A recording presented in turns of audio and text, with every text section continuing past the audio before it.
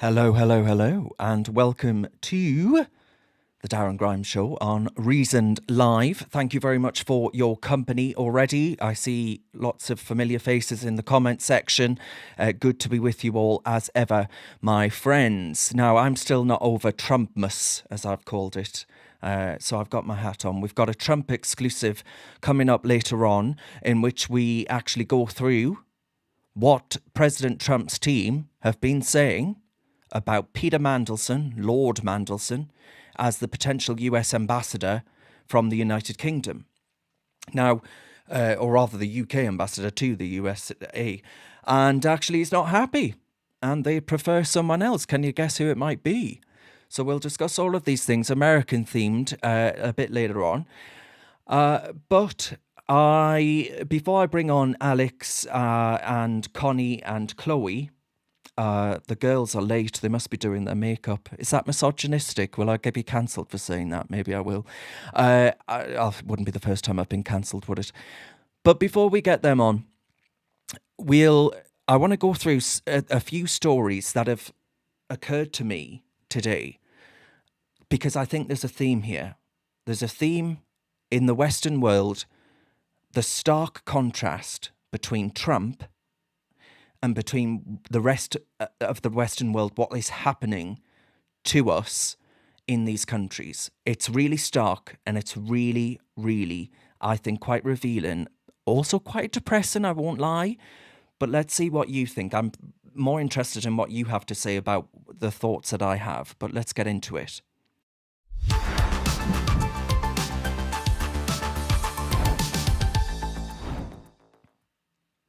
So, the first thing I would start off in saying is that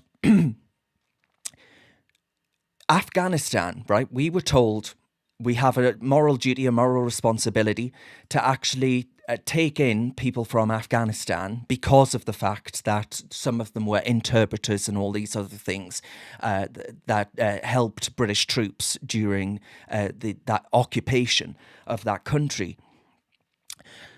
But there's a problem. There's a cultural problem with accepting people from Afghanistan because not all cultures are equally valid.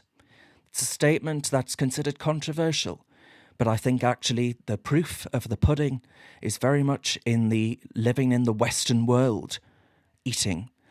So have a look at some of these stories. First up, I posted this earlier. I scroll through online every single day and I have a look at what's going on in the world. And I report it. And today, the same theme was coming out to me. The same theme coming out about Afghanistan. Have a look at this. So, in Australia, the Casey Aquatic and Recreation Centre in Melbourne. It's a shame we haven't got Willie Kingston on, actually, isn't it? A lifeguard has been brutally attacked by a gang of Afghanistan yobs, right? These teenagers. All this fella did was his job. And he's a 19-year-old kid, by the way. And he told these Afghans that they should stop performing dangerous flips into the pool because, one, you might do harm to other people that are in the pool, elderly people and all the rest of it. But secondly, you might hurt yourself. And of course, the lifeguard has a duty of care. That's his role and responsibility to actually keep people safe. They didn't like that, my friends. They didn't like being told what to do by some chippy little white boy. So this 19-year-old, God bless him, was punched, he was kicked, he was headbutted, he was left bloody and requiring hospital treatment. And again, I repeat that, in an attempt to do his damn job.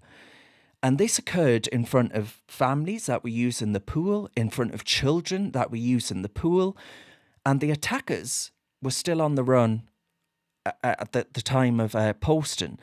And locals have actually been voicing their outrage, rightly so, saying that there is a pattern of disruptive, it's a polite way of putting it, and violent behaviour from Afghan teenagers in the area. And I concluded by saying not all cultures are equally valid.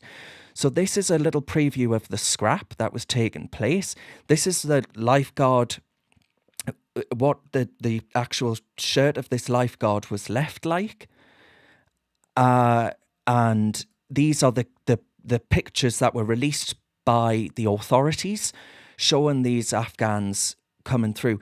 And by the way, I see a lot of branded T-shirts here, right? These are not poor people, right? These are expensive clothing that these so-called kids are wearing. They don't even look like kids to me. They look like adults, right? That fella there with his shirt off, he looks older than I am. I'm 31, folks. So anyway, these are the yobs that beat this poor lifeguard black and blue. So that's in Australia. This is the Western world. Again, remember what I'm saying here. The comparison between what Trump's doing in America, deportations, ramping up border security at the southern border, which has been more porous than a sponge, a bit like ours, to be honest. And this is what's happening to the hospitality of those who've taken in Afghans in Australia. And then you get to Germany. An Afghan man has launched, this is just from earlier today, an Afghan man has launched a knife attack on a daycare group, killing 2 people, including a 2-year-old toddler. A second child is fighting for their life in surgery, intensive care. A 41-year-old man who attempted to protect the children was fatally stabbed. And I said, God rest you, sir, I'm so sorry. A hero, if ever I've heard of one. And the attack took place in a park, and it's in Aschaffenburg. And any German speakers will tell me I've butchered that, but I did my best. And witnesses described the police putting this fella in a headlock. Clearly, he was resisting arrest. He had a knife in his hand. A dangerous, dangerous person who's murdered a child. And this brutal assault, I said, is a shocking reminder of the dangers Europe faces thanks to our politicians. But remember, it's not just Europe. We've just been to Australia. The park was recently classified as a dangerous place. I doubt it was a dangerous place in decades past. And the park was recently the epicenter of tragedies, of danger, of drugs. And how many more will it take for Germany and the rest of the Western world to wake up? I dare say, my friends, that there'll be a lot of people looking twice at the alternative for Deutschland. And then we get to the United Kingdom. Asylum seekers have won funding. That's your money, folks. There's no such thing as public money. There is only taxpayers' money. You as taxpayers, this is your money. Asylum seekers have won funding for an inquiry into appalling overcrowding at a UK immigration centre. It's Manston processing centre, locked up for weeks apparently in unsanitary conditions. An inquiry has been launched to examine the treatment of these migrants at this processing centre. If these migrants feel that the accommodation that's supplied to them, by the way, we have a housing crisis in this country, we have homeless people on our streets in towns and cities near you. If the accommodation isn't up to your standards, the door's open. You're free to leave. But instead, because of human rights laws, we end up on the hook and owe them money because we haven't supplied them with a 5-star hotel or with a nice, lovely new flat complex for this single fella who's come over on a dinghy, fighting age fella. And we go back to these 2 stories, Afghan, Australia, lifeguard, 7 bells knocked the living hell out of him. A stabbing murder of a poor little boy. And an adult trying to protect them. And I was reflecting last night, and this is London in 1943.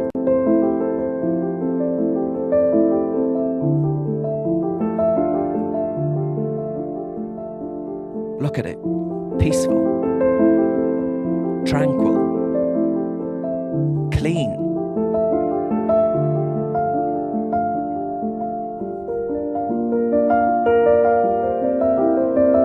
Beautiful.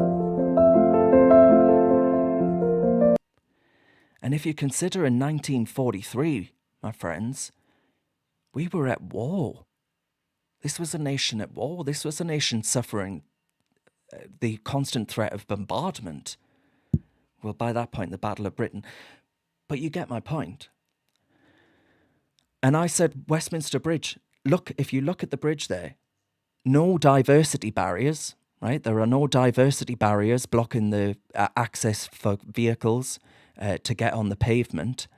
Peaceful, orderly. There's no foreign person trying to rip off people on the side there, stood around trying to get money and steal people's shit. There's no con artists. There's no foreign beggars.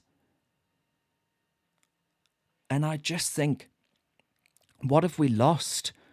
But it was a reminder, and the reason I go through all of this, it was a stark reminder for me that it's not just Britain, because I've been feeling it. I've been feeling really quite depressed at the minute about the state of my nation. It's a nation that I love. It's a nation that my grandfather's generation fought to actually protect and value like you would never believe. I am intensely grateful to have been born on these little rocks. But it's not just us. Politicians across the Western world have allowed incompatible cultures to come in that have changed Western societies beyond recognition. And the only solution I see is the Trumpian solution. It is one of deportations. It is one of really tough and restrictive measures at the border. We have no time for Mr. Nice Guy. We have no time for talking about how we need a kinder, gentler politics. These stories are what is happening to us. Germany. Asylum seekers taking advantage of UK taxpayers. Goodness only knows when our German story's going to happen. Who's going to be the next Axel Rudakabana? It got me thinking. It really did. And that's the lesson I want you to take away, is that actually I think Trump has been a blessing for the United Kingdom as well, because it's going to give us a structure, a lesson to learn. And boy, oh boy, do we need to learn. Right, anyway, that's my thoughts. That was from the heart, so I hope you appreciated that. I normally script it. I hope you won't mind me admitting, but I didn't script that. And they were just some of the stories that caught my eye today. But I think they're all a really telling. I'm sure you'll agree. I'll go through some of your comments in a second. A really telling, a really revealing state of affairs on the state of the West. But let's see what my panel make of this, shall we? As ever, we've got Alex Armstrong. We've got actually, not as ever, because Connie Shaw joins us. She joined last week, but she is joining us again, I'm delighted to say. And of course, the woman who kept us going, Chloe Dobbs, an absolute hero. Let's get to them in the grotto.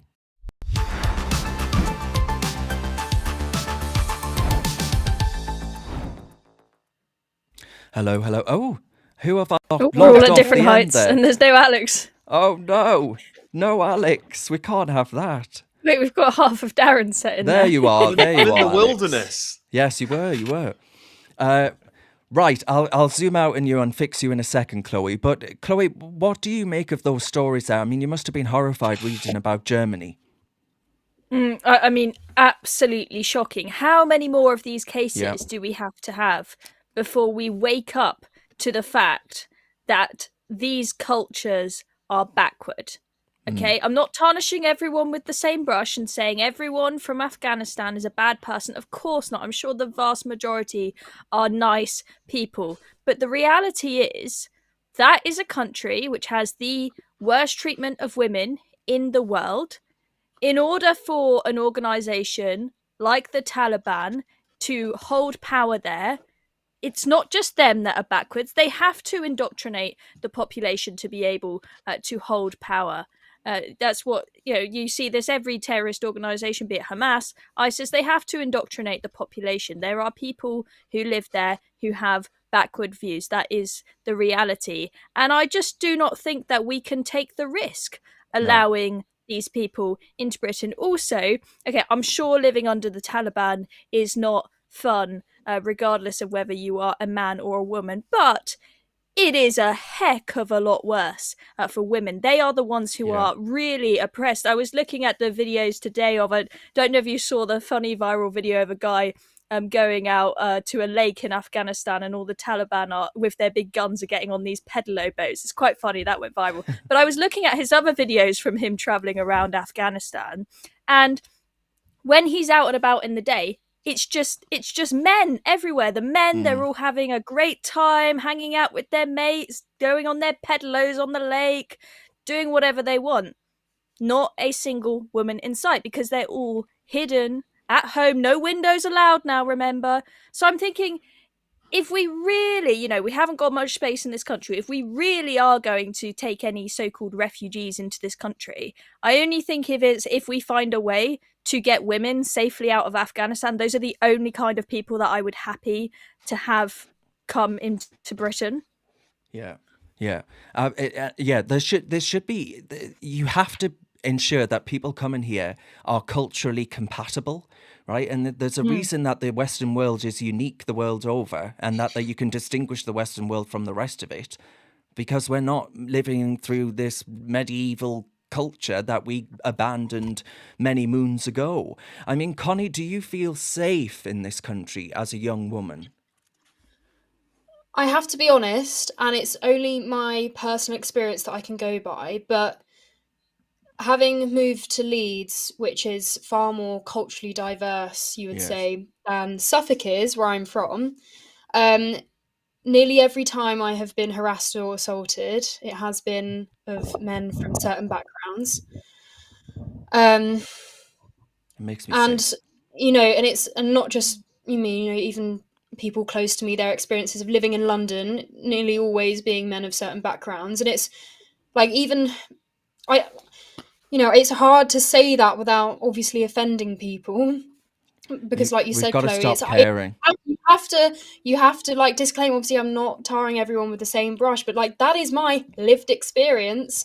But obviously that lived experience is not going to be recognized by the people who like to use that term. That lived experience doesn't really count. But there are some parallels of this horrible event that's happened in Germany with what happened in Southport. The guy was released from a mental hospital. Not mental hospital is a horrible term to use, but he was being treated for his mental health. And after receiving treatment, he was released. And also, he had his asylum application rejected. And because they hadn't removed him, he's now been able to commit this atrocity. Yeah. Which is the thing, is there have been so many atrocities when it's been someone who made an asylum application and had it rejected, often multiple times. They shouldn't have been in the country, and people have had to be hurt and or killed on many occasions in this country and others because someone hasn't been kicked out the country who was denied the right to stay. It's messed up. I don't understand why more, and I said this on X a few weeks ago when the grooming gangs was being discussed, and how it is surely a feminist issue about uncontrolled immigration, men from certain countries. Like, we talk about teaching our boys consent all the time. It's hard enough teaching boys who are born and bred in this country about consent. So why on earth would we think allowing men coming from countries like Afghanistan or any country that treats women in that horrific way? Do we just expect that these men are going to step onto British soil and suddenly start respecting women? We can't. It's we're already talking about it's feminists to treat boys who are born here about consent. Like, why are we willingly letting these men in? And many European countries have mandatory training classes that all immigrants into their countries have to take. And I'm not saying they necessarily work, but we don't have that in the UK. It's like the bare minimum thing we could do is to make sure that every new person who arrives here and wants to live here needs to take some formal training in integration. Yeah, I mean, I don't know what good it would do, to be honest with you. I don't think, I think they do the training and then take the money. But Alex Burney says, please raise the issue of men being able to marry 9-year-old little girls in Iraq. This has turned my stomach today. And yes, it's disgusting actually. But how can you really have an asylum policy from those parts of the world that actually has integration at its core? No, you can't. The time for people being offended over the truth is over. We now need to speak very plainly and honestly about the situation. There's people coming to the UK for free, crossing over here on boats illegally. We've got people coming here through asylum claims. And of course, we've got legal migrants as well, some of which are also from backward cultures because we're importing them. And frankly, they tend to be people from the Middle East, Pakistan, Afghanistan, sometimes Iraq and other places in Africa. And we have got to say, that's it. No more. No more. And the foreign criminals that have committed any offences here need to be sent home. We need to have zero tolerance policies. Put them on a plane, open the doors and chuck them off. I don't care if we've got agreements with Afghanistan and Iraq or not. We have to start saying what is best. West we go is back best. to principles. Yeah, well, let's go back to the principles of government. The first principle of government ever created was to defend the people from violence, to protect and to serve. It was basically a police force when governments first began to exist in the world. And it seems to have lost that. Its most fundamental principle is lost on itself, and it sees its own citizens as some sort of pawn to play in some sort of big, large 4D chess game that we're all playing with other nations around the world. We have to start somewhere. Donald Trump is going to lead the way for the West, which is fantastic news. He is going to start deporting people en masse. We're going to look over at that country and we're going to say, wow, where there's a will, there's clearly a way. And you're going to see parties that back mass deportations and stop importing people from backward cultures, backward countries that do not share our values, do not have any commonality with Westerners or British folk. Those countries will be put on blacklists. That is the future we have. And it's sad because we've been a very open and generous country. My own stepfather is from the Middle East. He's from Iran. He's a wonderful man. I don't want people like him tarred with the same brush. He came here 45 years ago. He speaks fluent English. He's integrated fully into the country. You wouldn't even know he wasn't born here, frankly. And so that's the kind of people I want coming here. But unfortunately, they are far and few between now. And so even he, as a foreigner, is like, I don't want any more of them coming here. I came to England because I wanted to be part of the English culture, not because I wanted to be surrounded by people that I tried to escape from. And that is the reality if we don't act. And until we start speaking plainly, none of this will change. All right, we'll get into some more Trump a bit later on, but sticking with the United Kingdom, Axel Rudakabana, that horrible psychopathic piece of shit. He was the reporting around him, obviously for since July of last year, the sustained attrition to paint him as some kind of innocent little Christian choir boy who came here to escape Rwandan genocide and blah, blah, blah. Well, even if actually there are some reports suggesting his dad was heavily involved in fighting and all these other things. Well, I saw LBC reported it as a choir boy who was unwilling to leave his house. It paints a picture of this poor little angel when actually he was a violent psychopath that smashed a little boy's wrist, that took a knife about no fewer than 10 times, that was reported to prevent 3 times. I could go on. There is a list as long as my arm of ways in which this little shit should have been caught out and tracked like you wouldn't believe, baby. You know, we are a surveillance state. The idea that this guy couldn't have been tracked is completely for the birds. And those stories that we mentioned today, on the front of the Sun today, it says the Amazon killer, and it says Starmer vows to change the law on blades. It says he bought a knife in seconds on the web, aged 17. Now, Starmer has come out and said that don't worry, this isn't a Lord Ali exclusive. He's called for tougher checks on the sale of knives online. So he's going to make it harder for you to buy a knife on Amazon and all the rest of it, even though a complete and utter psycho like this freak of nature could walk into his kitchen, take out a knife willy-nilly, and go and use this sharp implement to put into these little beautiful angels. It's a nonsense. This is a non-solution to a very serious problem. This is a coward cop-out. And anyway, with that in mind, with the blame being on Jeff Bezos of Amazon, allegedly, one man actually said just that.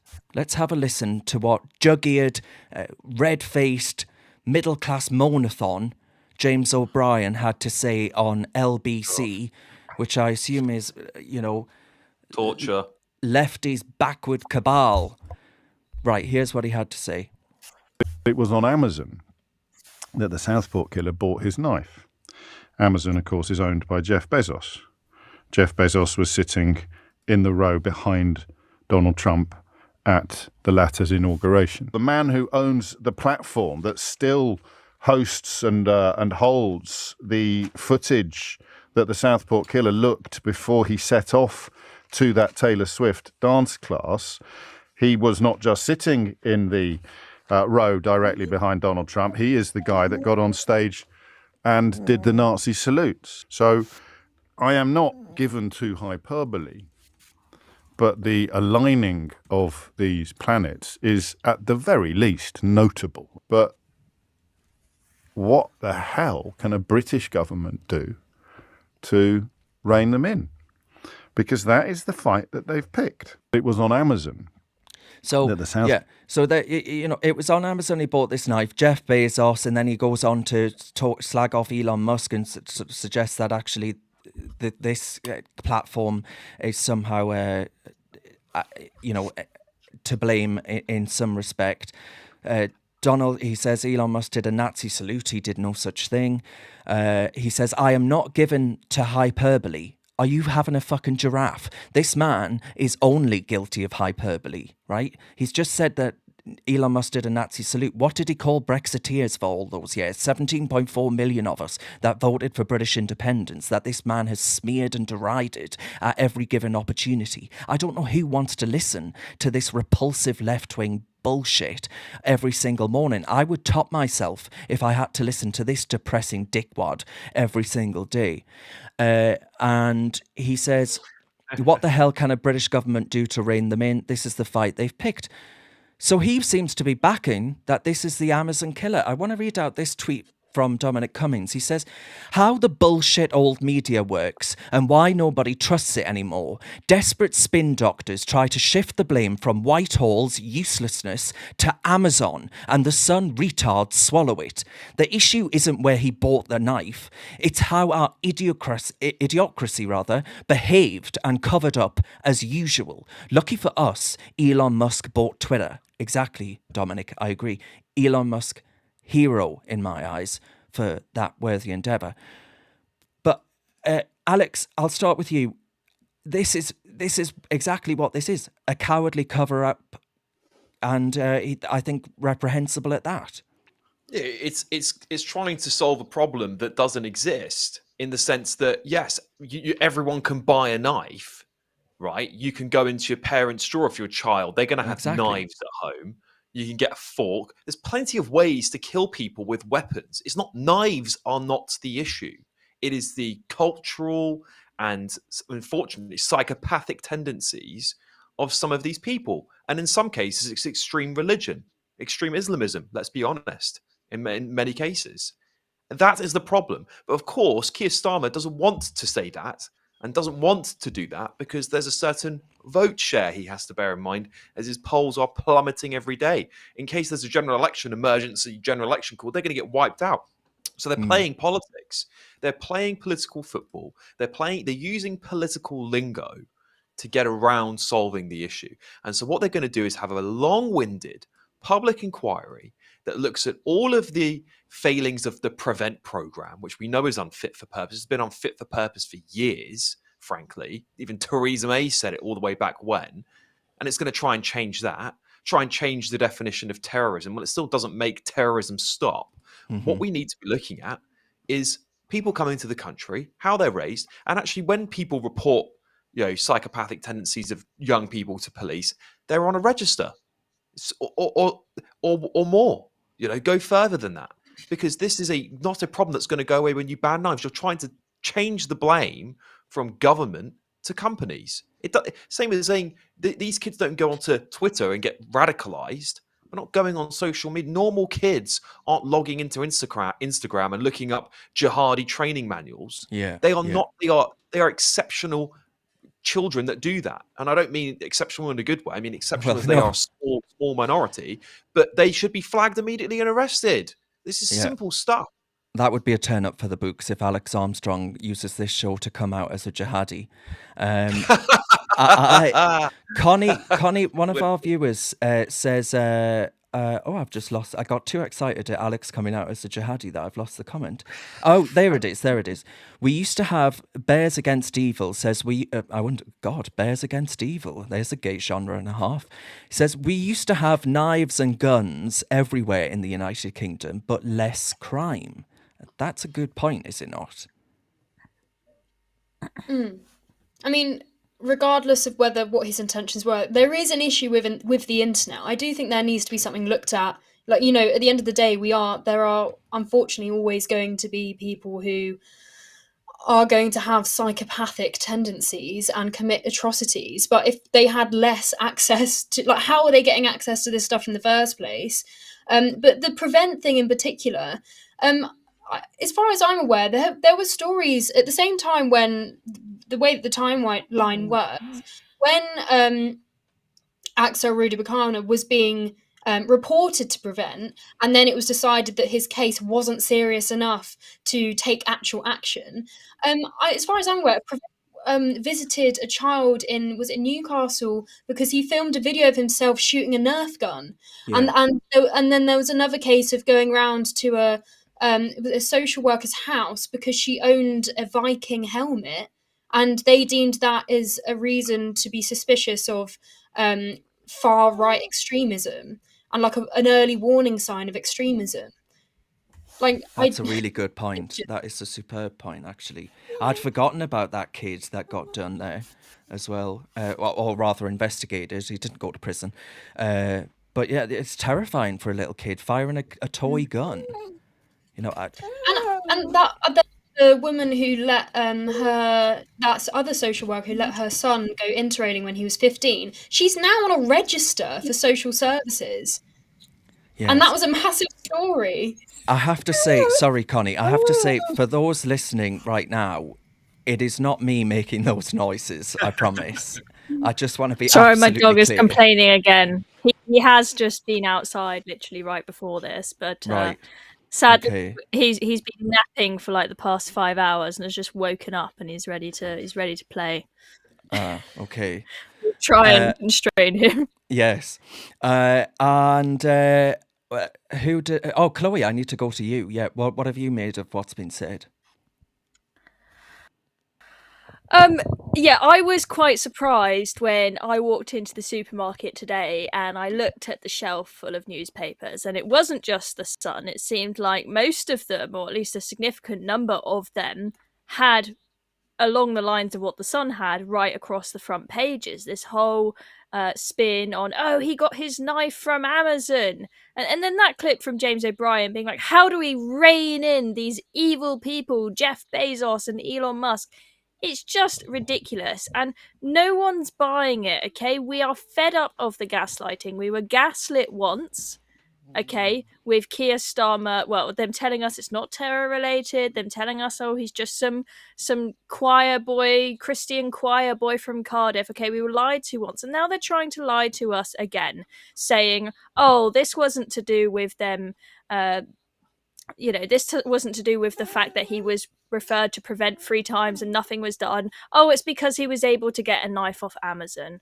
Okay, the public are not that dumb to believe that spin. No. Clearly, the authorities have failed, and it's not just in Southport. We've seen this time and time again, cases where authorities have found people with a big machete blade multiple times, but said, oh, let them go, be a good boy next time.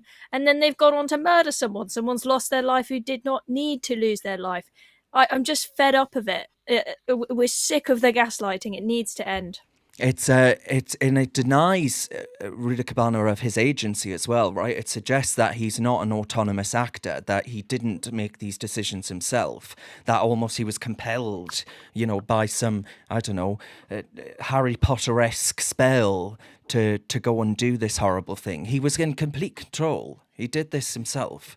To blame it on Amazon and say, well, if only Amazon hadn't given him that knife, he would go find some other sharp implement. Let's stop denying. Well, the thing is, we know that he had ricin now, right? Yeah, well, yeah. If he didn't use a knife, he could have used the ricin that he had instead. It's not like if Amazon didn't exist that this wouldn't have happened or something similar to it. Okay, he is the problem, and the authorities that failed to act and do anything are the problem.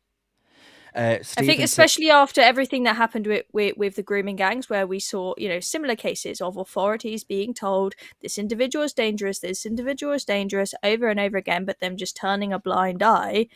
Yeah, coming after the grooming gangs, I think people are really losing faith in the authorities in this country to actually protect decent British human beings. Stephen says, who let James O'Brien on the airwaves? What an utter gobshite. And by the way, I'm sorry, I've never done this before, but I am going to do it tonight. Someone called Truth Seeker has commented on, and I've never criticised any of our audience before, but I am about to, has said Nigel will probably be Prime Minister because he's controlled opposition, controlled by Zionists. If Zionists were really as powerful as you believe, right, this poor little tiny slither of the Middle East was really as powerful as that and could dictate who the UK Prime Minister is, would they really have just traded over hundreds of Palestinian terrorists in order to obtain little girls who were being held hostage by an Islamist Hamas outfit? I think that is a ridiculous statement to make, and I have to call that out, I'm afraid. So, and frankly, just on the back of that, I mean, some of us have met Nigel. I met Nigel the other week. He what you see is what you get. He believes in things he says. He doesn't stand for things he doesn't believe in. And Nigel Farage will not be controlled, as you can see with his spat with Elon Musk, by anybody. In fact, he's probably one of the only politicians in this country with morals and a backbone. Whether you agree with him or not is a whole different thing. You can decide. But I don't believe Nigel Farage will be told what to do by anyone, frankly.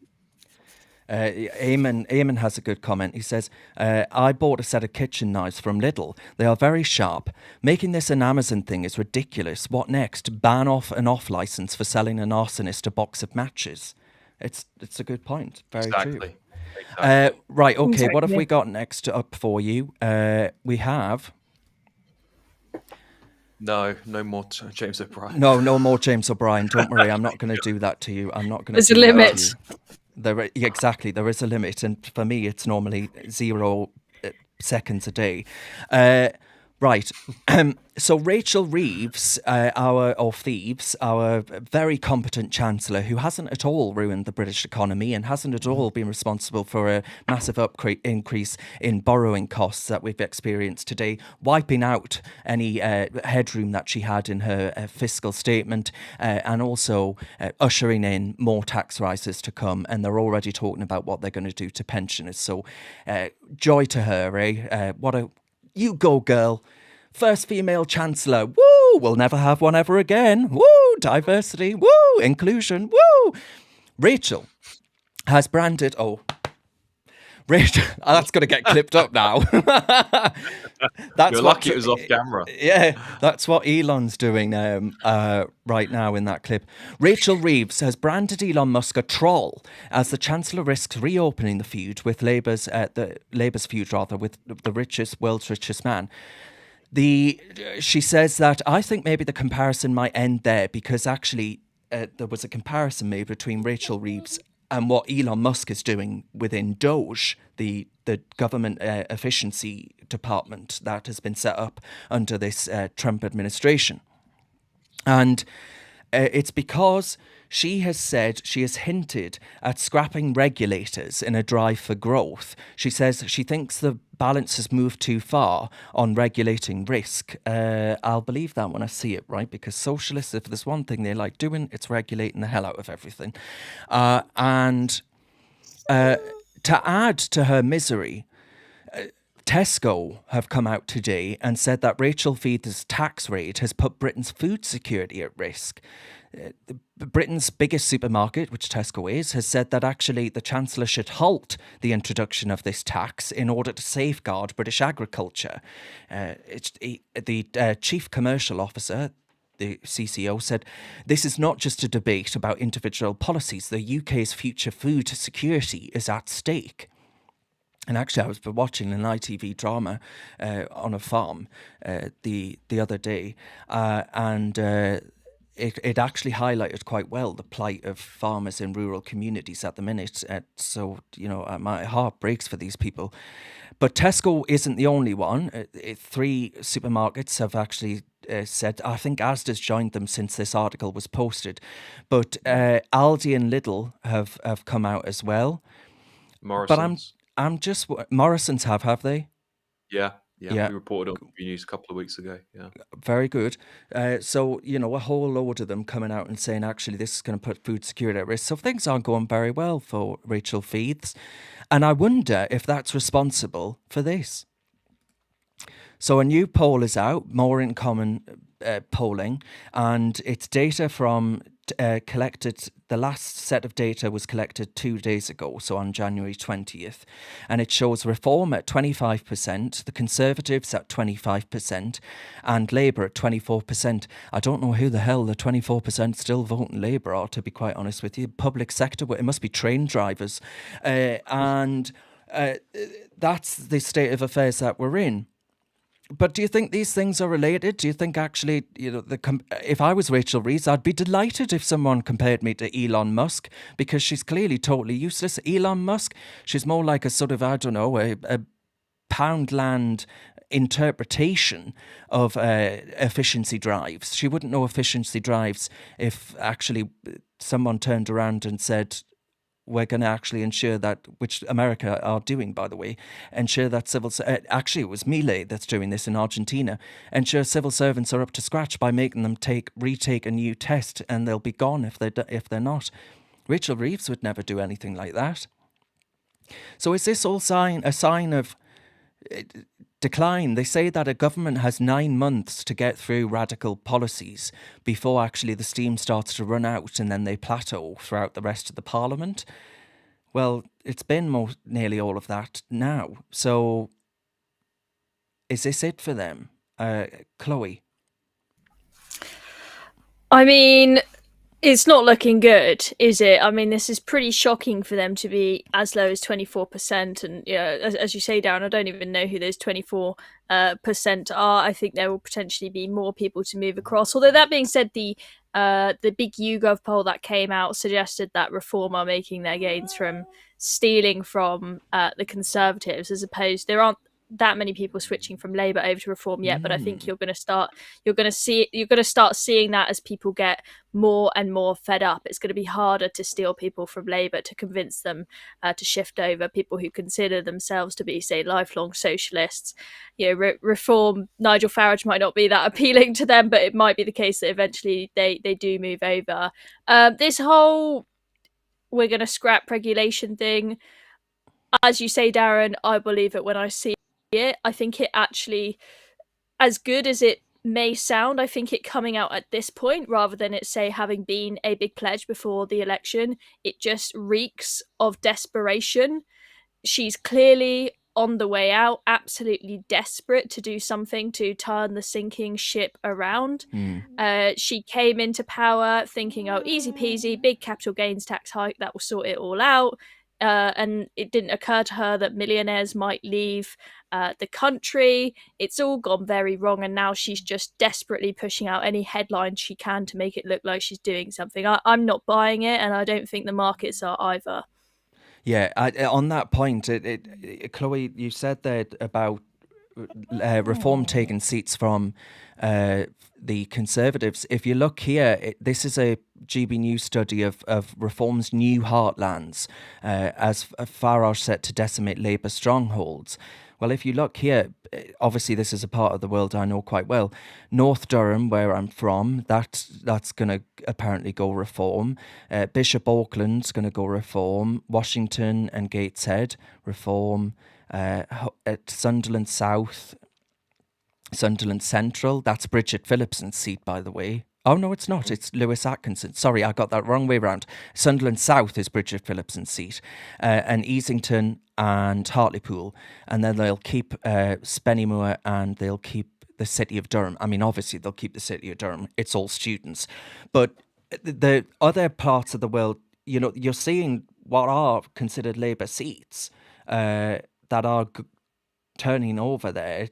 All of these, Doncaster North, I mean, that's Ed Miliband's seat, and then the Essex parts of the world as well. So it's interesting that actually Reform do seem to be doing well on both sides, actually, that actually they'll reap the spoils from both, perhaps, Alex. Yeah, it's looking like it will. I mean, if the election were held tomorrow, it'd be a 3-horse race. And depending on how that vote share, of course, is spread across the country, because, traditionally Reform's vote share is fragmented across Britain. Therefore, that's why, despite the high votes that are coming third in vote count, they still didn't manage to get that many seats, more than 5. But of course, I think as dissatisfaction with the Tories is not going to go away, it's been 14 years of failure of conservatism. And Kemi Badenoch is putting in what I would say one of the worst performances of a leader of an opposition I've seen for a long time. She just cannot take off. I mean, PMQs today was absolutely abysmal, completely dodging the accountability for the hard questions and holding the government and the Prime Minister account far less than we do on GB News. Frankly, we're doing the job of the opposition. Reform is doing the job with just 5 MPs. The job of the opposition. So no one's going to be going her way anytime soon. Keir Starmer and them lot, well, they speak for themselves. I mean, with the way it's going, I would think they'd really struggle to have any kind of support going into the next election. In fact, I think they'll see levels the same as the Tories did in terms of their drop-off, but they're always going to have their hardcore union supporters and socialist supporters across the country. The reality is that Reform could, with another 4 years to go, essentially before our next election, could continue to surge. I mean, 24% coming top of a 3-horse race. That's only one poll, but I've seen another poll doing the same recently. More of that, and we're looking at having a Reform government, or at least a Reform-led government or a Conservative-led government with Reform needed in order for that government to exist in the first place. So we're either going to head in one or two directions. We're either going to see the right fight amongst ourselves, or perhaps Kemi Badenoch will be deposed, which the Tories aren't unfamiliar with. I think they will probably get rid of her before the next election if her poor performance continues. And I think potentially even Keir Starmer. So there's a lot to play for still. But this surge of Reform is only due to constant failures of the Uni Party, and people are just going to go, I want something new. Yes, I mean, Connie, on that point, you're the wet on the panel. Do you are you of the view that actually to get rid of another leader, it would make the Conservative Party just look like, we just got a super chat of 20 quid. That's very kind from Kers. Thank you very much for that. You guys keep talking. I'm just going to feed my dog to pacify him. Yeah, I'll be 1 minute. Connie can chat away. Connie, so the fact of the matter is, if they were to replace the Kemi Badenoch now, they'd look like complete psychopaths. Yes, they would. I do like Kemi Badenoch. I remember at the time during the leadership contest that no one expected her to come out on top, and then she won by 10,000 votes. She is obviously popular within the membership, or was. Um, I do really like her, and yes, she might be giving a poor performance. I mean, the fact that I was not a single question asked about Southport today at PMQs as She did well. say she would do it next week. No, Okay, but after the why case. leave? After the case. Yeah, Okay, but fair enough. the But case, still, he's sentenced tomorrow. Right, Mhm. right. But yeah, obviously it would be a bad look if they got rid of her already. But the polls thing is that, again, I'm not sure how much I trust polls, because even if we did have an election tomorrow, yes, the polls might say that people would, it would be a 3-horse race, like you say, Alex. But I think that because people don't have faith in the voting system, when it really comes to it, I don't know whether they would necessarily be voting reform, because of the fact that they know that the support's going to be spread out and they don't want to waste their vote. I'm traditionally a defender of first past the post, but I don't know how certain we can be to say that if the election took place tomorrow, that reform would be a front runner, even though they are very popular. I'm very conscious of the fact that all of us, I think, are in an echo chamber, and I appreciate that's what the poll says. But there are, like you say, Darren, still 24% of people in those polls Yeah. saying that they like Labour. I think we have to be careful about getting ahead of ourselves, and because it's so early on in this government, which makes it even worse that they're that unpopular. But people forget things. And that's the issue, is that we'll get around to the next election and you never know, things could turn around for this government. And then it's going to be much harder for the opposition to continue scoring these open goals. I know. I hope. That's not the case, because Yeah, so do I. I'd be utterly I'd be utterly heartbroken, actually, if the country just forgot about everything that they've done to But they us. do. But I agree. A week is a long time in politics. Never mind 4 years. But I feel that, and you're perhaps right. I admit that I live in somewhat of an echo chamber. I mean, I debate people every single week, but it's a bubble of people that are in the political media ecosystem. But I love talking to people on Facebook, for example, that follow my page. But again, we all agree with each other. So I'm not trying to say I'm not in some kind of echo chamber, but I do think it feels different. I don't know if I'm being naive, but I just feel that the anger out there, I've never seen anything like it before. I didn't even see it when they were trying to overturn Brexit, right? And that was the denial of democracy in action, if you ask me. So I think I can feel it in the air, but I don't know if that's just Panglossian, swirly, rose-tinted glasses. Yeah. I think even today. I mean, I said this on X earlier today, but I was watching PMQs, and we do this stuff all the time. We talk about politics and we watch the news, we comment on the news, and I just completely turned off. I wasn't interested in any of the things they had to say on these policies, because it felt so out of touch and out of sync with the public opinion on what government right now needs to prioritize. What is the thing that has really upset the country? What are the things that Britons want solving immediately? And I think there's a new bombshell poll. I haven't seen it. Immigration is just soaring to the top of every single opinion poll about the one thing Brits want solved. And that's off the back of things like the Southport attacker, of Axel Radicuma, the terrorist, or well, not terrorist, or alleged terrorist, should I say, before I get put into prison. Oh no, you can call him a terrorist. He's been found. He's pled guilty, hasn't he? Yeah. But you're just seeing this shift, I think, and it's the same that's happened in America with Trump. And I know we'll talk more about that in a bit, but there is the Overton window has moved, and that's just the things that people find acceptable to talk about, that has shifted. So the barriers on there have shifted. So people feeling more open and expressive. They're rejecting the 14, 15, 20, 30 years of corporate double think that you've been told you must be obliged to. And I think people are pushing back now, going, no, we don't care about anything else. We need these things solved before we can move forward. And I think that's likely to be the mood. Well, I'll read out some comments. Dave says, the mess Labour are creating will not be forgotten. Milford says, keep up the pressure. Let them know this isn't going away. And Fate says, people are at boiling point in this country. I have been like it for many years with what's going on. And Stephen, good friend of the show, says people are angry. I hear it daily.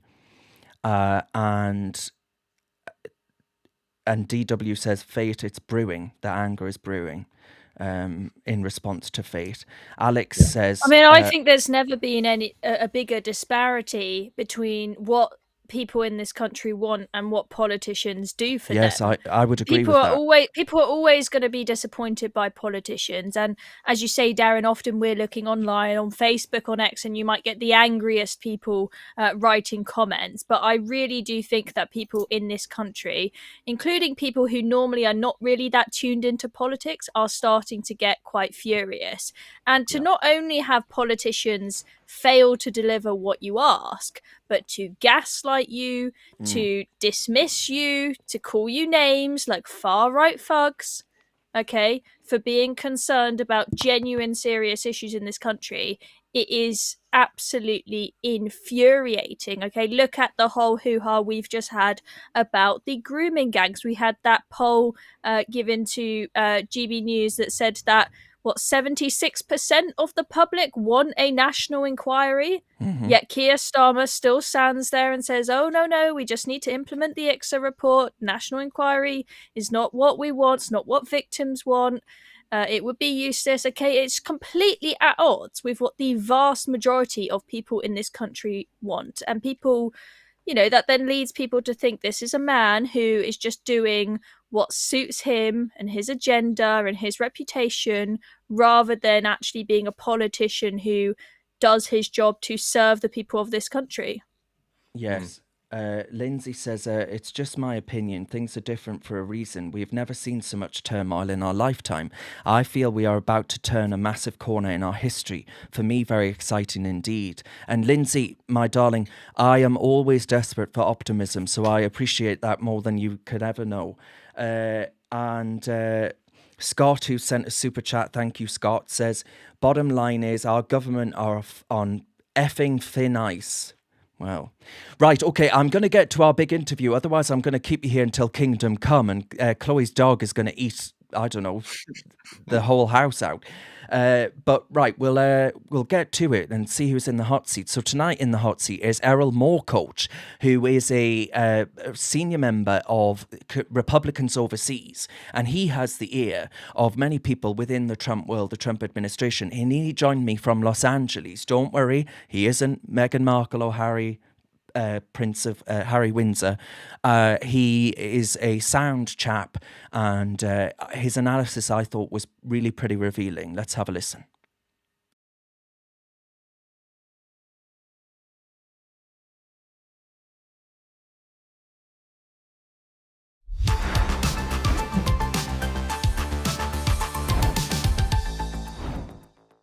Well, joining me to discuss is Errol Mo, coach, who is a strategist and indeed one of the, I would argue, leading lights of Republicans overseas. If you've ever tuned into talk radio, GB News, actually, if you've ever turned into a multitude of broadcasting channels throughout the world, you may well have seen and heard this marvellous man's voice.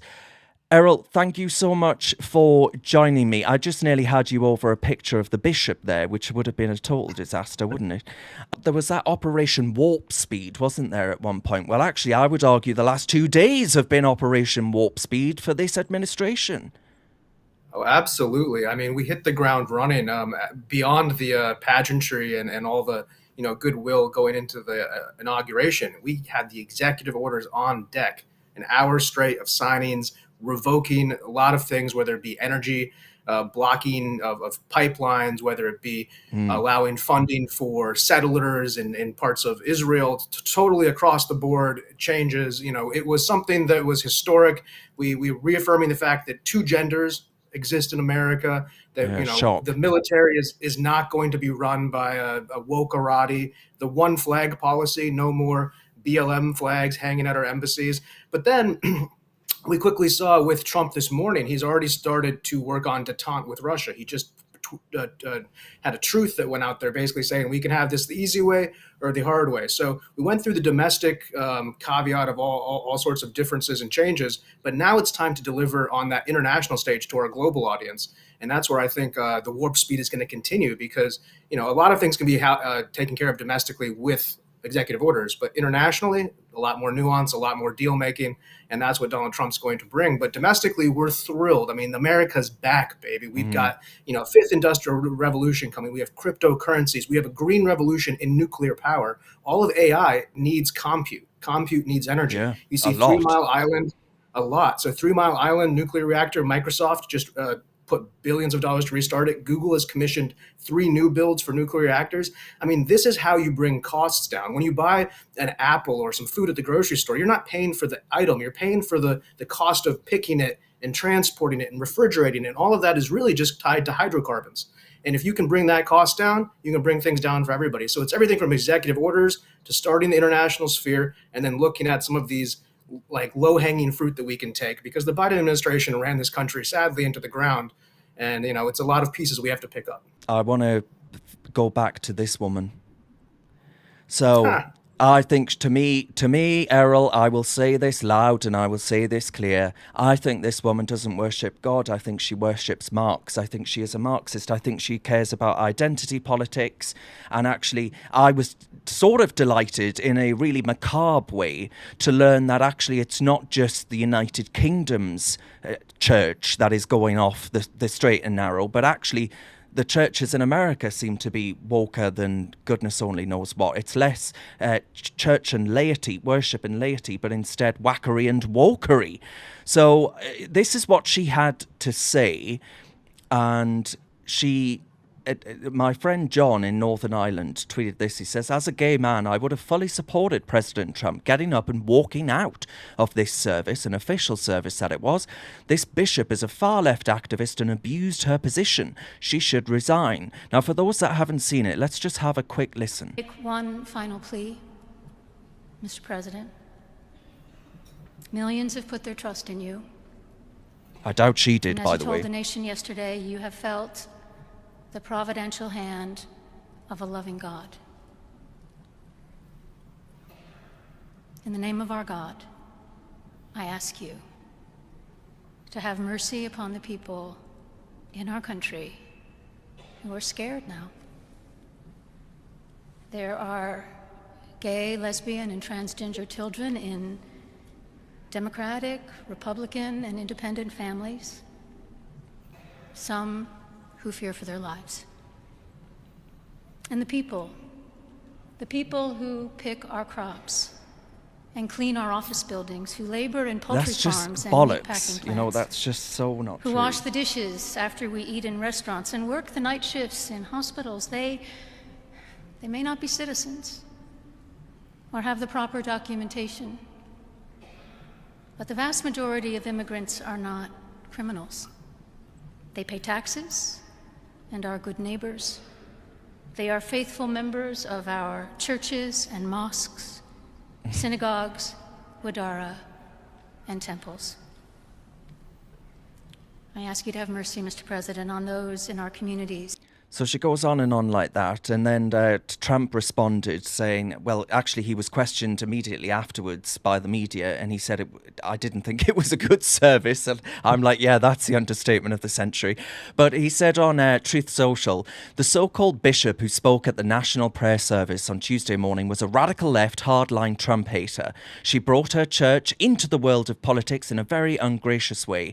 She was nasty in tone and not compelling or smart. She failed to mention the large number of illegal migrants, key point, that came into our country and killed people. Many were deposited from jails and mental institutions. It is a giant crime wave that is taking place in the USA. Apart from her inappropriate statements, the service was a very boring and uninspiring one. She is not very good at her job. She and her church owe the public an apology, especially given Trump's approval ratings are up 14%, I've just seen. But she responded to that on The View, which is woker than, a man who's had more caffeine than goodness only knows what. But here's what she had to say in response. Oh, well, sure. Yeah. But I think if you read what I said, and how could it not be politicized, right? We're in a hyper-political climate. One of the things I caution about is the culture of contempt in which we live that immediately rushes to the worst possible interpretations of what people are saying and to put them in categories such as the ones you've just described. That's part of the air we breathe now. And I was trying to speak a truth that I felt needed to be said, but to do it in as respectful and kind a way as I could. And also to bring other voices into the conversation, which voices that had not been heard in the public space for some time. I mean, I'm sorry, Errol, but I'm going to pause her there because she's winding me up. But look, I would say, frankly, that is, and this may not be a word that Americans are especially au fait with, but I would go back to what I said earlier. Complete and utter bollocks. That's what this is. Look, the fact of the matter is, trans people haven't been heard.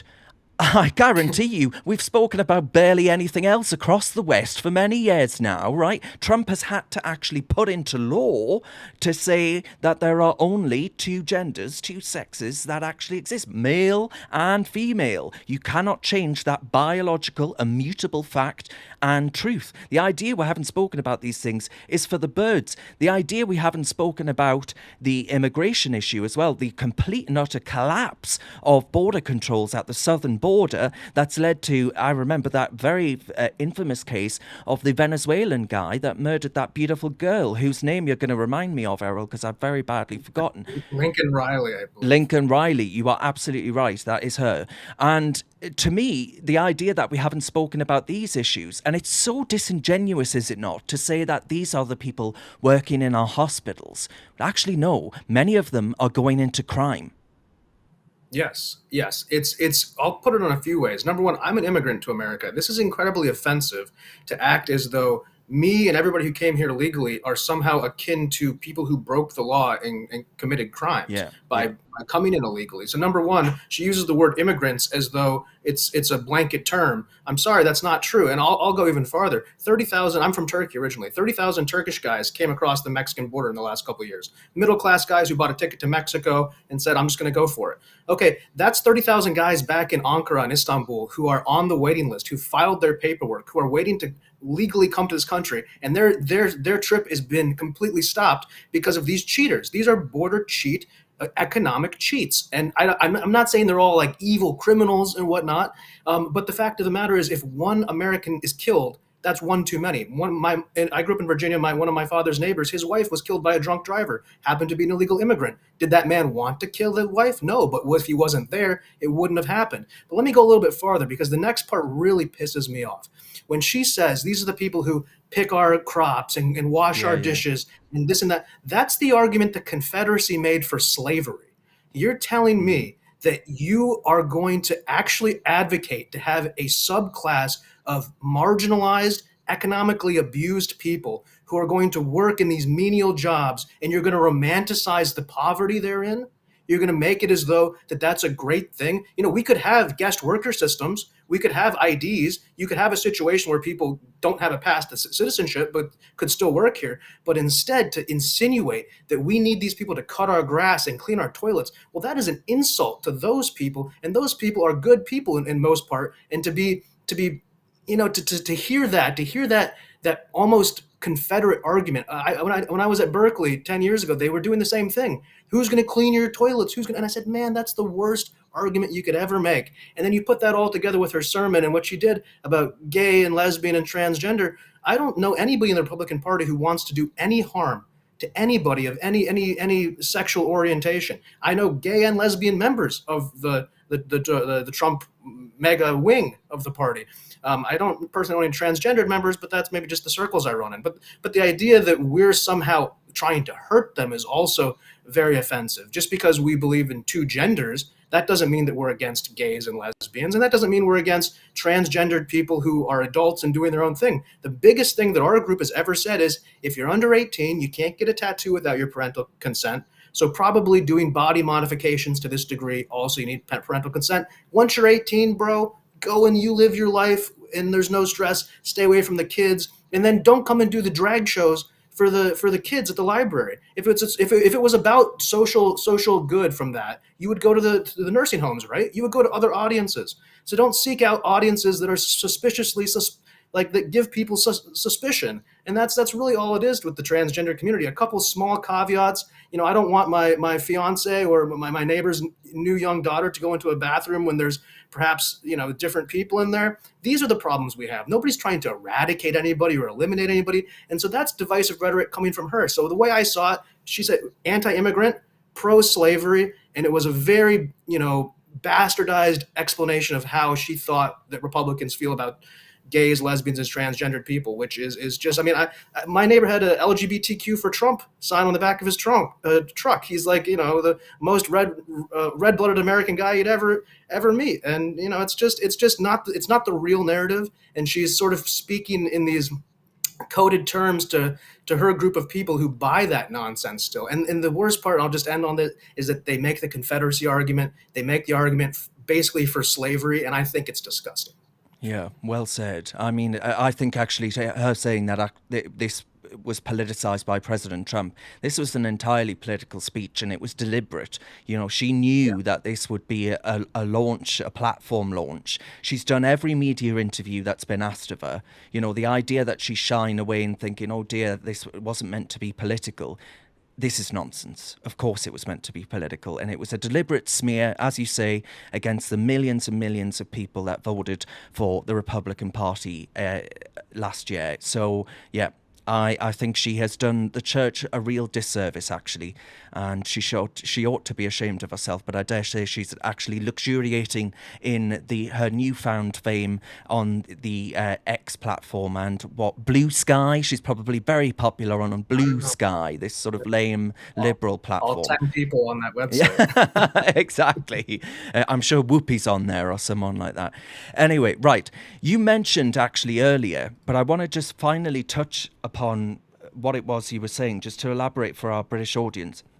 Because Trump is actually poised, according to The Independent, poised to reject Peter Mandelson, Lord Mandelson, who was a cabinet minister who was sacked 3 times under a Labour government between 1997 and 2010.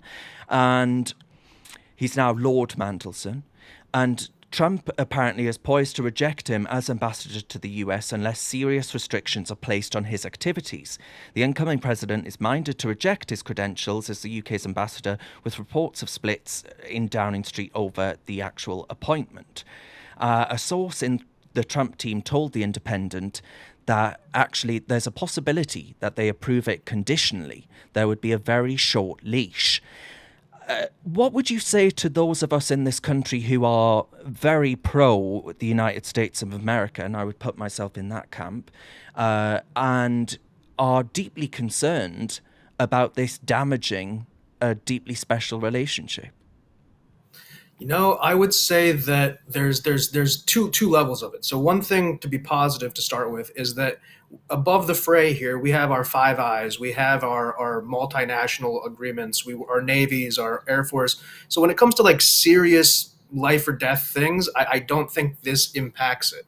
However, if you're pro-America and you want to be doing trade with America, especially favorable trade, which we would like to do with the UK, this would be a concern. I mean, having your ambassador, I have very inside information on this. There's almost no chance that he's allowed. Wow. And the short leash that we're going to offer him is going to be probably unacceptable to Keir Starmer.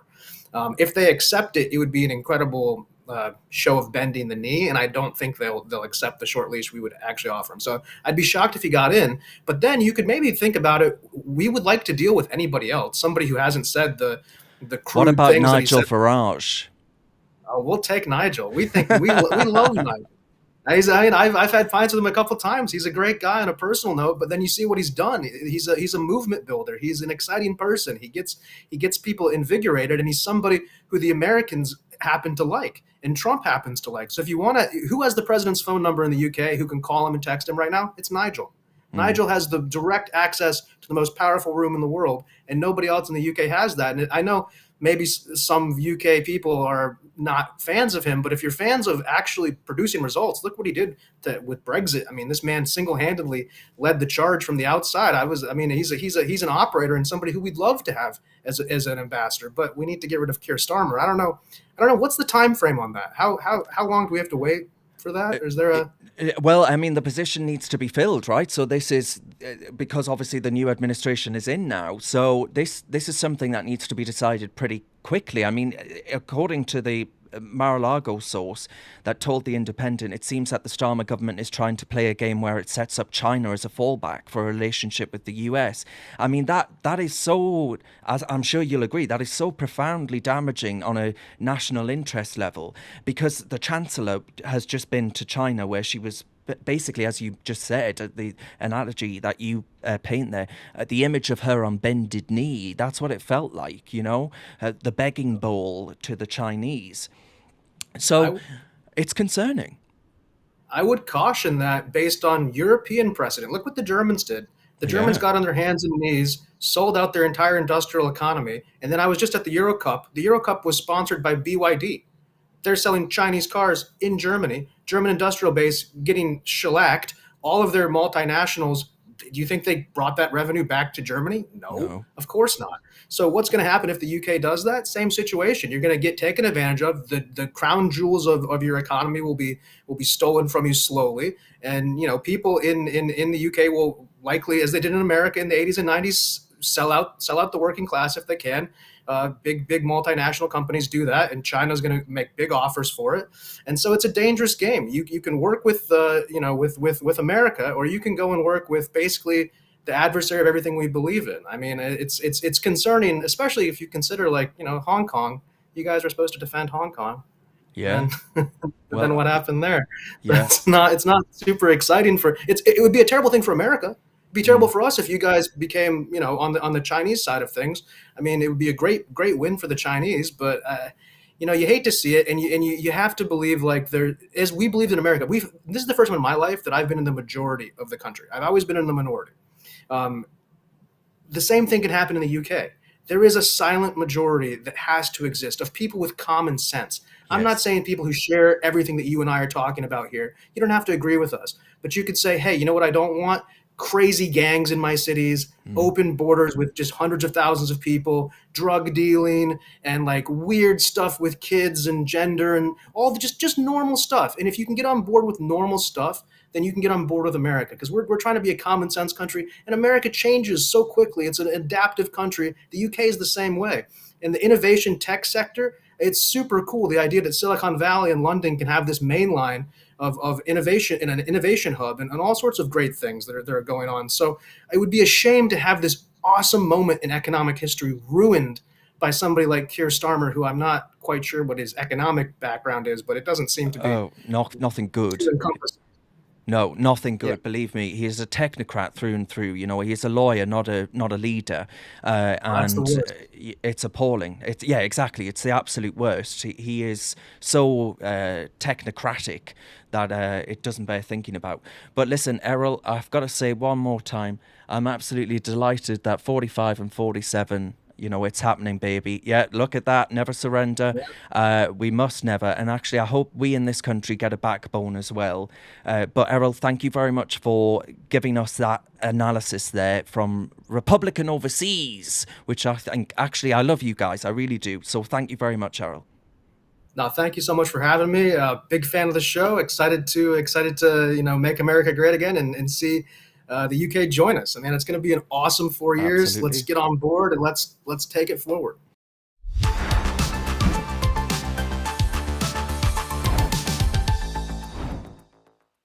Well, that was my interview with Errol Mo there, and from Republican Overseas. I thought he was. One of our comments there says he's a great communicator. I think he is. He's a great man. I feel so energized after listening to Errol. He's given me pumped. some hope when we've just been complaining about how useless Keir Starmer and our authorities are, with obviously the very sad news about Southport. So nice to have someone with some good upbeat energy to get us back in a good mood. Where are you all at on this? Because DW has said, I think Trump should punish Starmer. Where do you stand on that? Because you could argue that it's not especially patriotic to want a foreign leader to punish your country. But equally, he's not serving the national interest. And I think Trump probably has more of an idea of what is in our national interest than he does. Anyone can come in on that.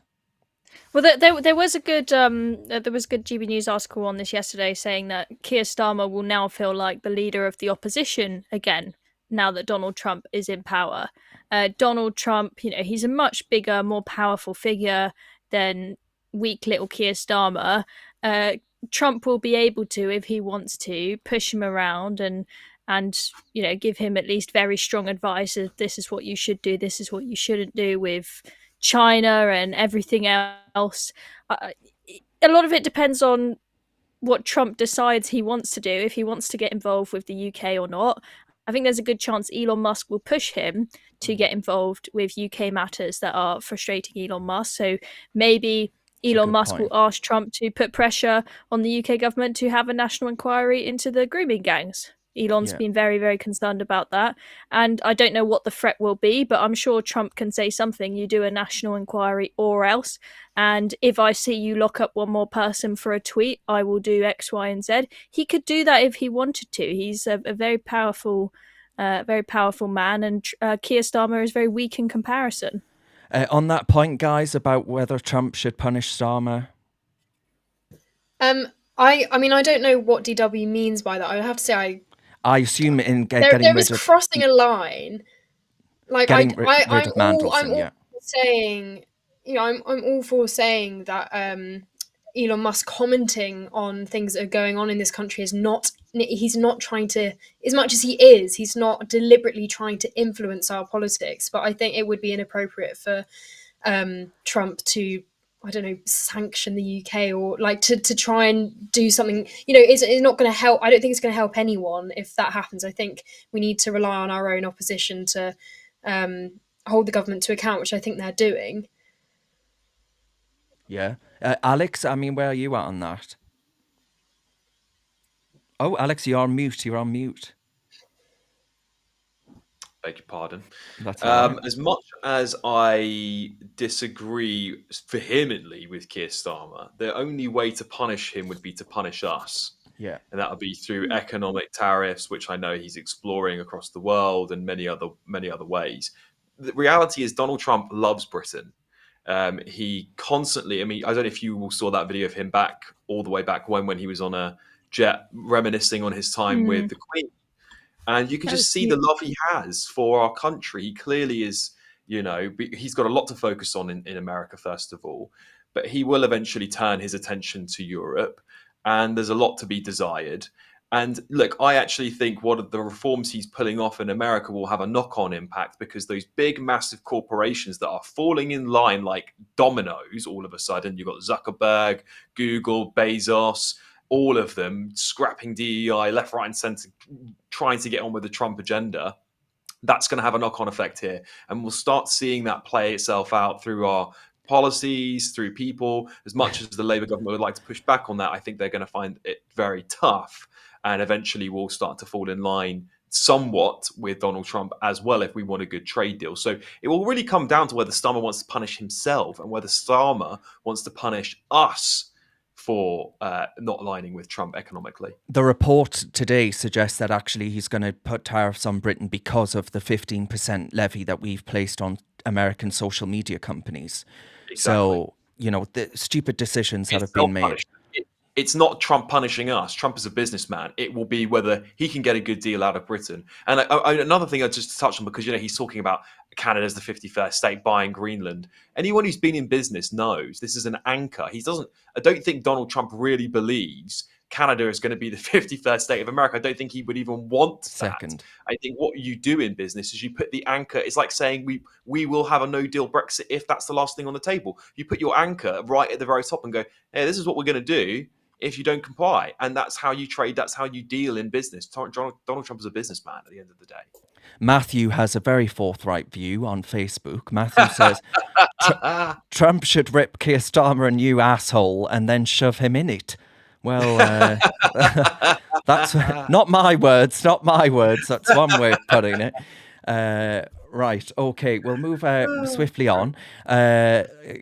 So wind power in Britain today, this morning. So you'll have seen reports today suggesting that there's going to be a massive storm this week, at the end of the week. And wind power has collapsed to less than 1% of UK electricity. And solar, I want to be absolutely clear, solar, I believe, is at 0%. Solar's not in this article. I'm sure it is. Hang on, let me get up that stat. Here we are. Right, so solar is 0.36 and wind is 0.15. That's the current. That was this morning at 9:50, and that's what's been generated in our energy mix. CCGT 62%, nuclear 4%, and we've barely got any nuclear, so that's pretty big. But gas, it's gas, baby. And guess what? Ed Miliband is closing down our oil and gas supplies, and we're relying on an aging fleet of gas-fired power stations because we're not building any more.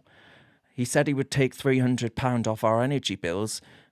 We're paying £300 to subsidise these windmills that don't even bloody spin, and we can't get any solar energy because, well, this isn't Costa del, Britannia. It's just an absurdity. I think I actually do believe Ed Miliband is the most dangerous man in government. I really do. I think he is an extremist.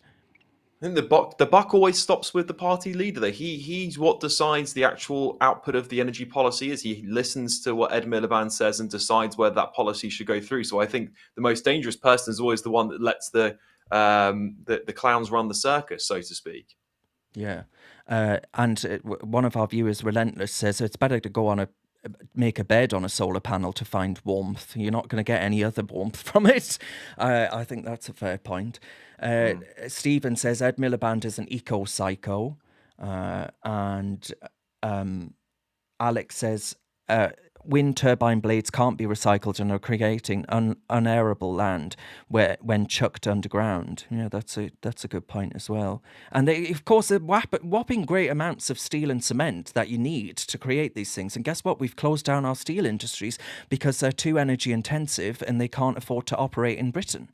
The worst thing is we are an island. If you want to utilize anything in eco-friendly terms, then you use the sea. I mean, just create hydro plants. I mean, there's so many better ways of generating energy, and nuclear is by far the least risky and the most will output the most in terms of energy and longevity. Yeah, I prefer hydro. I will say I would prefer hydro. Yeah, right, Connie, I have a conundrum for you.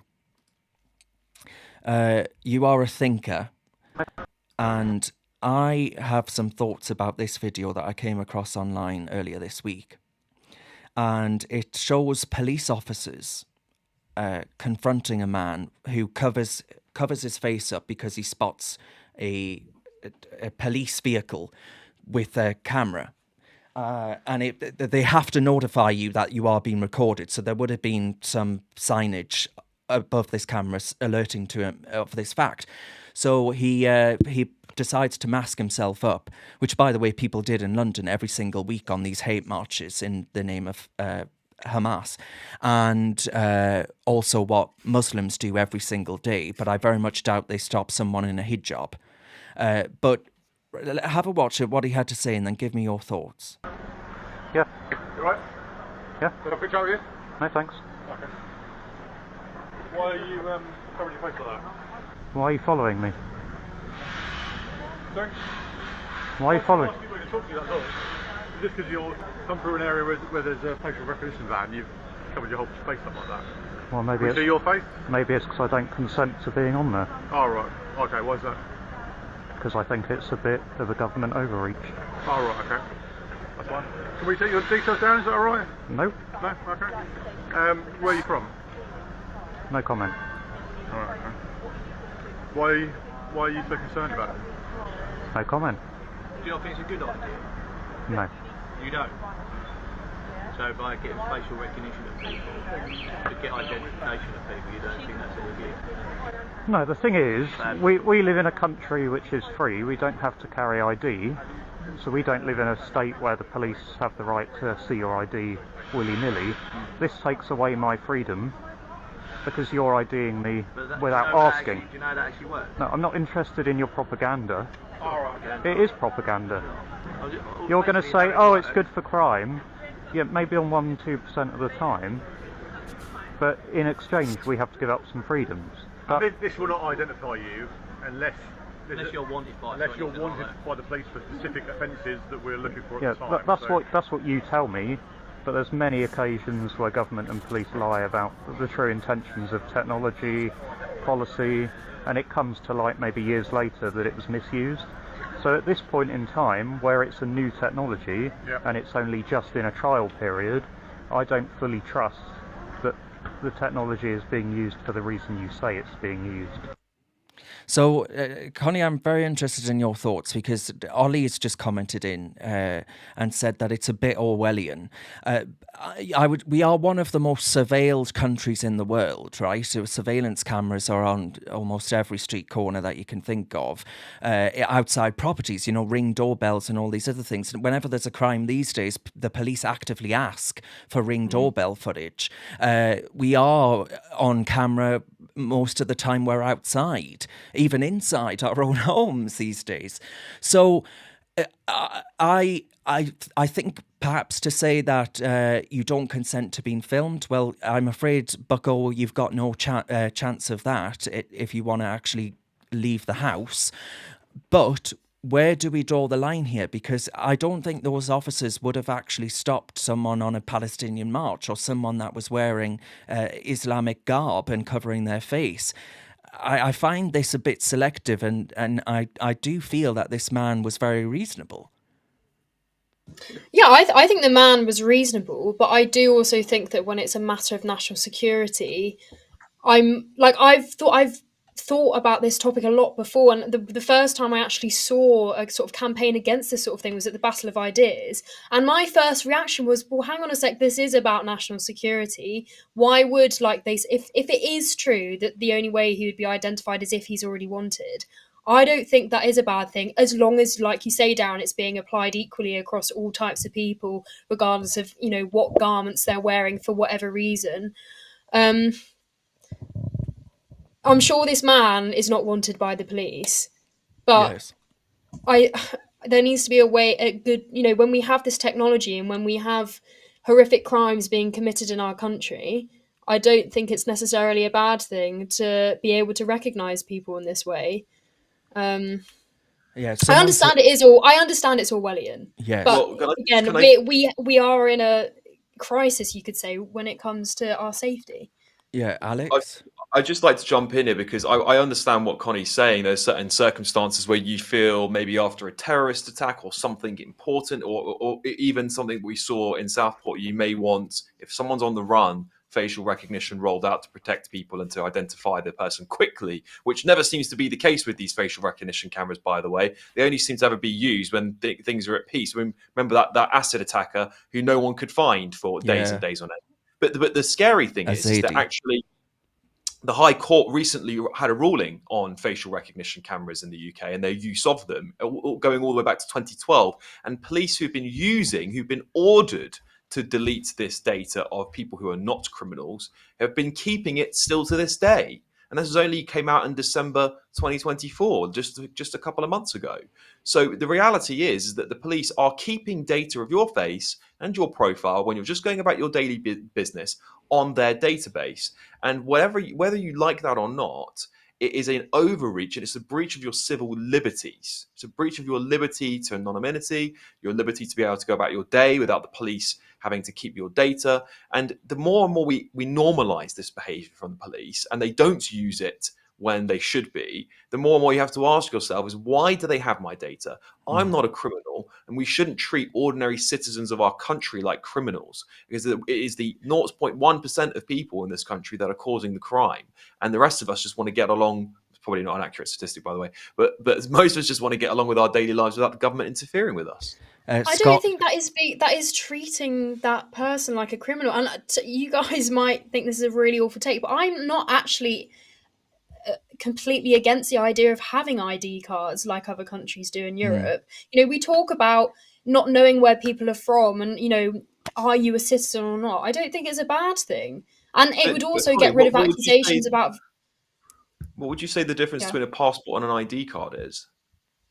Well, an ID card, theoretically, you are meant to carry it around with you. And I know that sounds all like you're going to say, oh, well, that's like people being asked for their papers.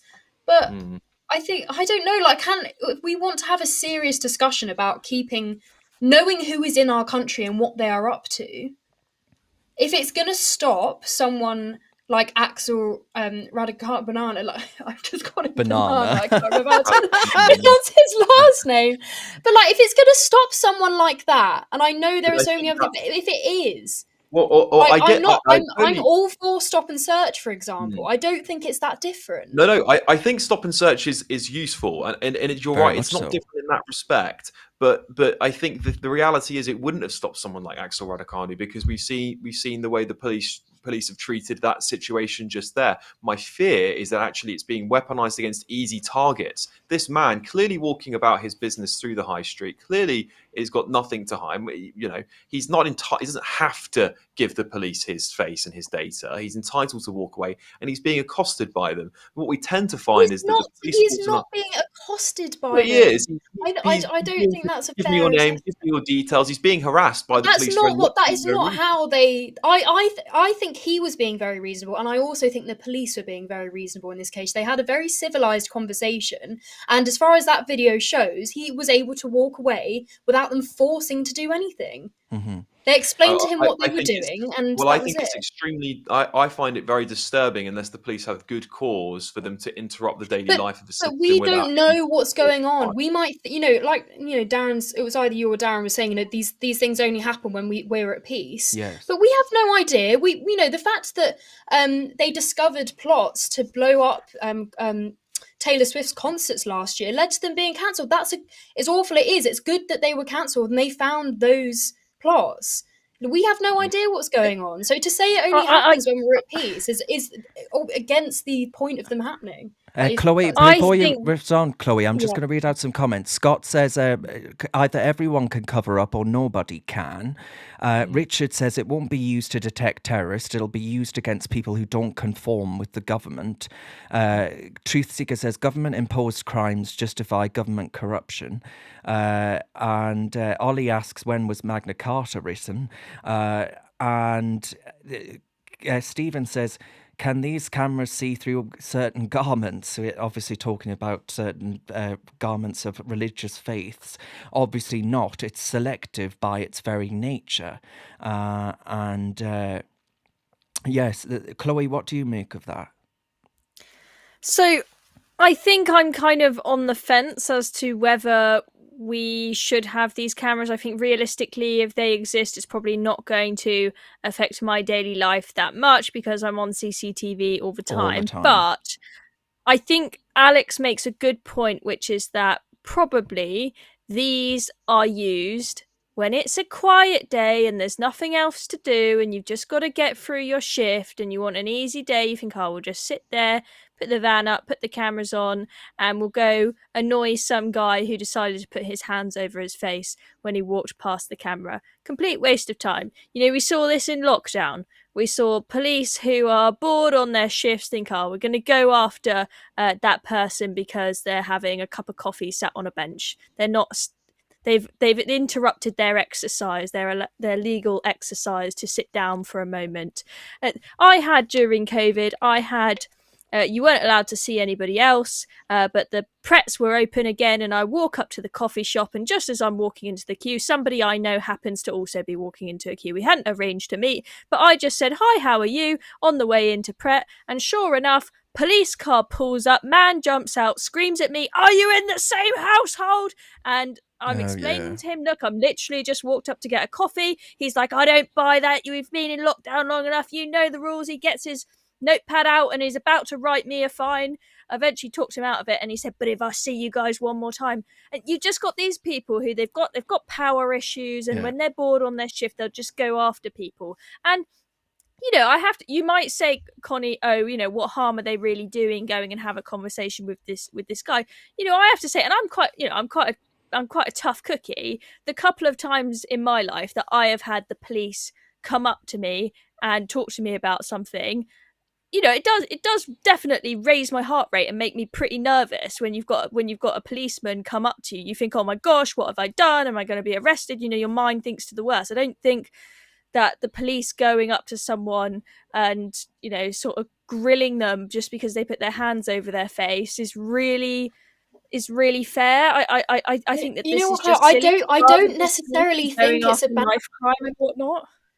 I don't think it's a bad thing that you might have that, because we talk about shoplifting being through the roof. If only those people felt the way that you did when there were, and I know the point is that there aren't enough coppers on the street, and you know, manning the idea they'd have to be near a supermarket anyway to stop that sort of thing from happening. But clearly people don't fear the police enough. And I'm not saying that necessarily that makes what they're doing here a good thing, but that feeling should be instilled in people who are doing bad things. And so they need to start getting it right. You don't fear the police when you see that the police in this country, they'll just go after people sat on benches during lockdown. You know that they can't be bothered to go after crimes that are actually difficult to solve, require a bit of manpower. Well, that's exactly it. Getting someone down on the ground who, you know, they might have a knife on them. You might put yourself in danger, but sadly, it's part of the job. You've got to go after. I think that is very true, Chloe, and I think that the reality is that, you know, I was talking about this yesterday on GB News actually, is that, you know, the police are not solving those crimes. So what would facial recognition do? You know, they won't even respond to a shoplifting. So, you know, you're rolling out this technology, but who's going to go and solve the crime? If anything, it just creates a database of, as we saw with the High Court ruling, innocent people on it who don't need their data to be stored on a government system, which is well over a government reach, in my opinion.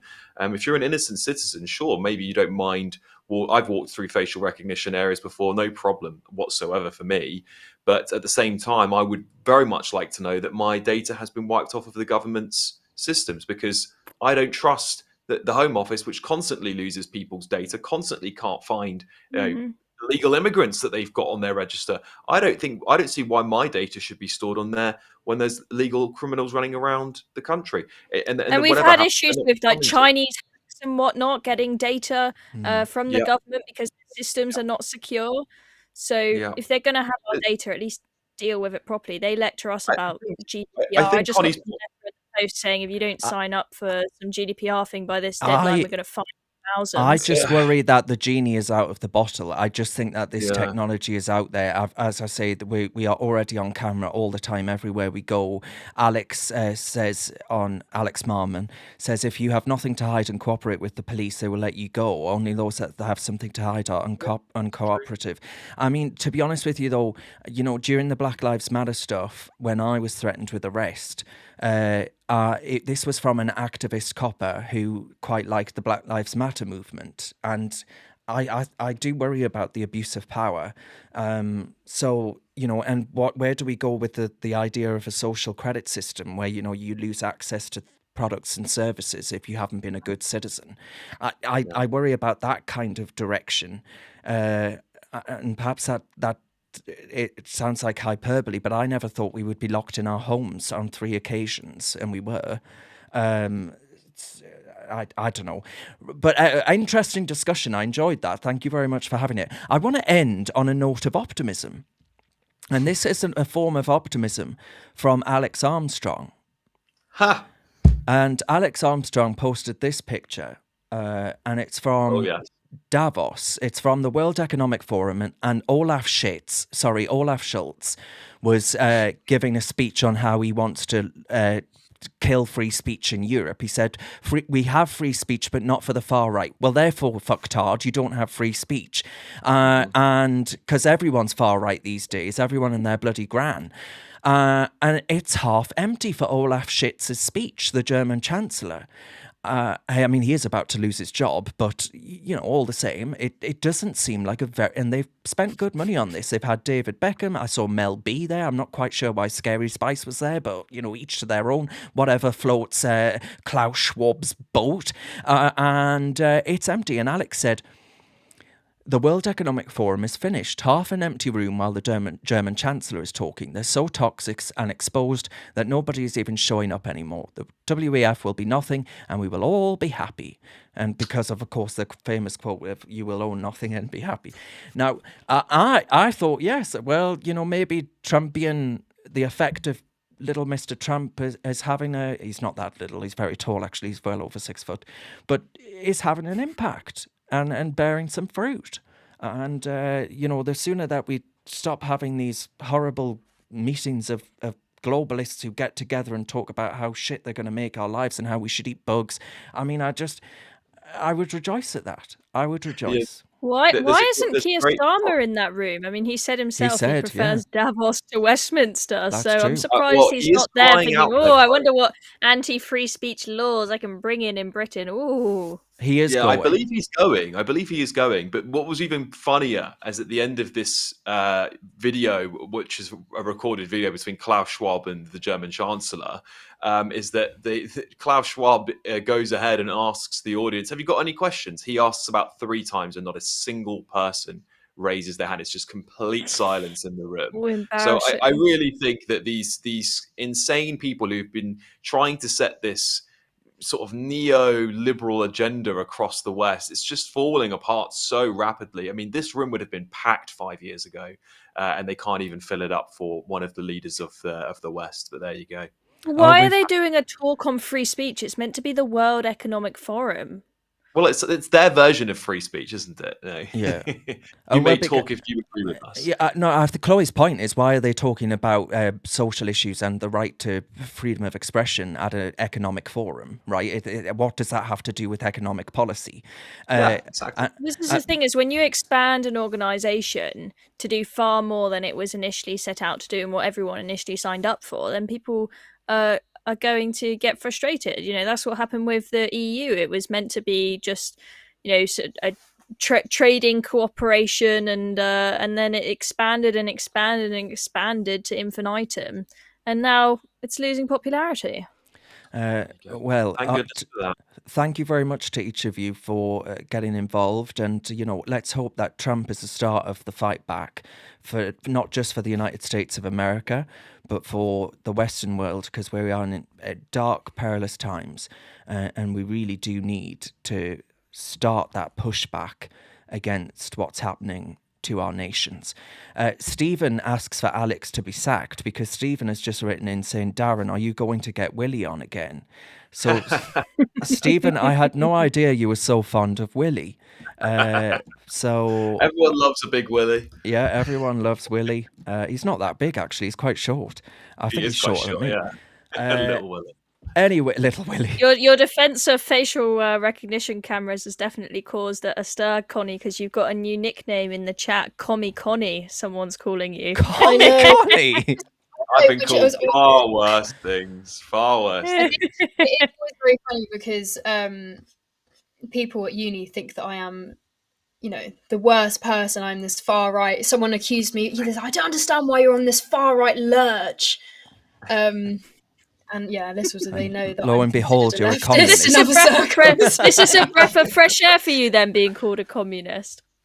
Yes. Yeah, it is actually. Well, I actually yeah, it is more offensive being called a communist than being called far right. I'd much rather be accused of being far they right. killed a hell of a lot more people, the communists than the They did. fascists. It's true. What were you going to say, Alex? Oh, I was just going to say, one of the things I love about this channel is that we can listen. We don't always all agree with each other, and that's a good thing. We should have open discussions here about things that we disagree about. And to be fair, we all agree far more than we disagree. Let's put it that way, which is always a good thing. Absolutely. Yes. All right, guys, we will end it there. And Connie Starlin. Connie Starlin. Now you've set them off, they're not going to stop. But by the way, though, Clueless Connie. Truth Seeker is the account that I reprimanded earlier. So Truth Seeker is in my bad books. Anyway, so ignore Connie Starmer. Right, but guys, if you do agree with what Alex had to say there about the importance of this channel, please do consider supporting us in any way you can. Every little does help, even if it's a share, a subscribe, it helps, and a like helps it going a long way. But if you can sort us financially, well, Alex is very expensive. So we had to pay for that little lovely piece of Barker and Stonehouse furniture that he's got dotted around him there. I wish. And so yes, Dave says thanks for the stream. You're very welcome, Dave. Anyway, my friends, a very good night. Thank you very much for being part of the stream tonight. I've enjoyed it very much. You're going to sign off with the Elon Musk salute. Oh God. Guys, don't. Someone will clip it. Someone will clip it. Right. Okay, they can't guys. cancel us all, to be fair. Well, they can't. They can't. Okay, guys. Good night. Thank you very much. Bye.